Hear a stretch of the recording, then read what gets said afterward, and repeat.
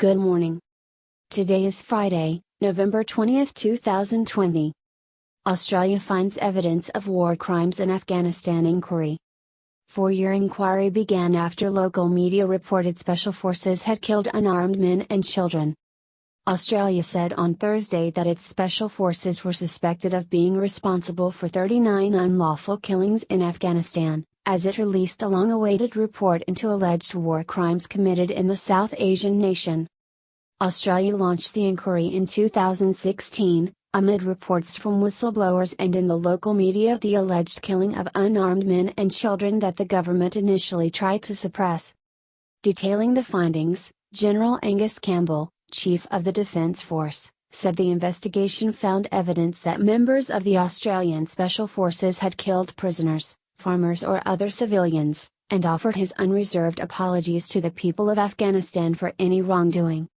The report found there to be credible information to substantiate 23 incidents of alleged unlawful killing of 39 people by 25 Australian Special Forces personnel predominantly from the Special Air Service Regiment, Campbell told reporters.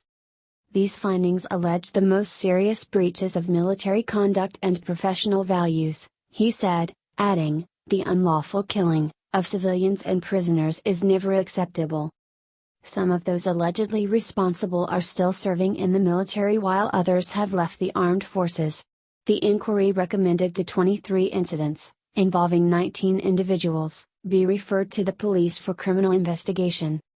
In a letter accompanying the inquiry's report, James Gaynor, the Inspector General of the Australian Defence Force, described the nature and extent of the alleged misconduct as very confronting, noting there were additional allegations that members of the Australian military had treated people under their control with cruelty. None of these alleged crimes was committed during the heat of battle, he wrote. The alleged victims were non-combatants or no longer combatants. Watch this video. Nearly 2 decades after the first Australian troops were deployed to Afghanistan, Australia's military faced up to some brutal truths. 23 incidents of alleged unlawful killing of 39 people. An inquiry commissioned by Australia's Defence Force contains what it says is credible evidence of war crimes in Afghanistan carried out by elite Australian Special Forces soldiers, including initiation executions where junior soldiers were encouraged to kill prisoners and planting weapons on bodies to conceal unlawful behaviour. I sincerely and unreservedly apologise for any wrongdoing by Australian soldiers. The inquiry says none of the killings took place in the heat of battle. The victims were unarmed and has recommended 19 soldiers be investigated. The responsibility lies not only with those who pulled the trigger, it lies with the Australian government, successive Australian governments, who've taken a very short-term approach, thinking about what should have been a long-term strategy. The report also outlines a culture of secrecy and deceit within Australia's Special Forces. It found no evidence that senior leadership knew of any alleged offences, but it was a failure of higher command to not correct the toxic culture. The inquiry recommends compensation be paid even before the findings end up in court, a move welcomed by families of victims in Afghanistan. We also want the victims to be eventually participating in the legal proceedings, and not only in the investigation, but also, more importantly, in the legal proceedings and ultimately in the realization of justice. Of all the wars Australia has been involved in, Afghanistan was the longest. These new revelations will no doubt cast a shadow over Australia's role in the conflict. During the course of the inquiry, New South Wales Supreme Court Judge Paul Burton and his team interviewed 423 witnesses, some on multiple occasions, and reviewed more than 20,000 documents and 25,000 images. The team encountered enormous challenges in eliciting truthful disclosures in the closed, closely bonded and highly compartmentalized Special Forces community, the report noted in explaining the length of the inquiry. Blooding. Large chunks of the 531-page report were redacted because of classified security information or because they contained material that could compromise future criminal proceedings. The inquiry found that 23 incidents of unlawful killings would be the war crime of murder if accepted by a jury, and a further 2 incidents the war crime of cruel treatment. Some incidents involved a single victim, and others, multiple people, and took place between 2009 and 2013. It also found that weapons had been planted on some of the victims, while junior soldiers were sometimes forced to shoot prisoners for a first kill as part of an initiation known as blooding.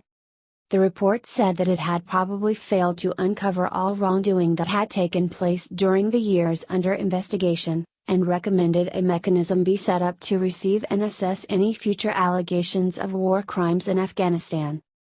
We embarked on this inquiry in the hope that we would be able to report that the rumors of war crimes were without substance, the report said, noting that all but 2 of the team were serving members of the defense forces.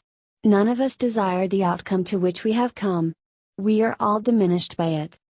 A special investigator, who was appointed last week, will now determine whether there is sufficient evidence to move ahead with the prosecutions. Prime Minister Scott Morrison last week warned the report would contain difficult and hard news for Australians. The release of the report came after Morrison spoke with Afghan President Ashraf Ghani. The Prime Minister of Australia expressed his deepest sorrow over the misconduct by some Australian troops in Afghanistan, Ghani's office wrote on Twitter. The Australian Defence Force is expected to establish a fund to provide compensation to the families of the victims. The Australian military was deployed alongside forces from the United States and other allies in Afghanistan following the September 11, 2001 attacks.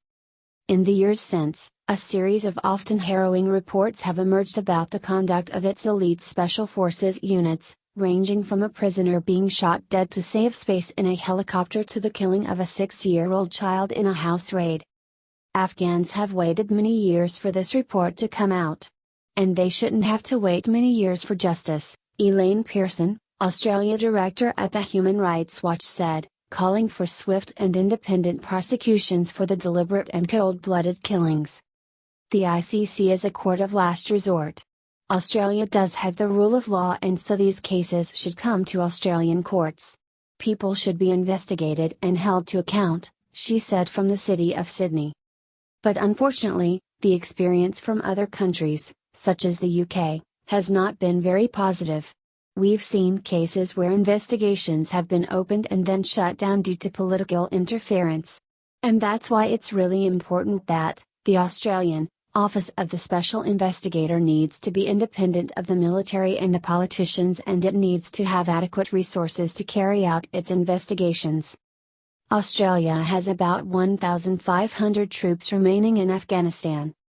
The U.S. is also under investigation for possible war crimes in Afghanistan after the ICC authorized an investigation earlier this year. The court will also look into allegations against Afghan soldiers and Taliban armed fighters. Thanks for watching News Time 9. If you like this video, please subscribe the channel, like, comment and share this video.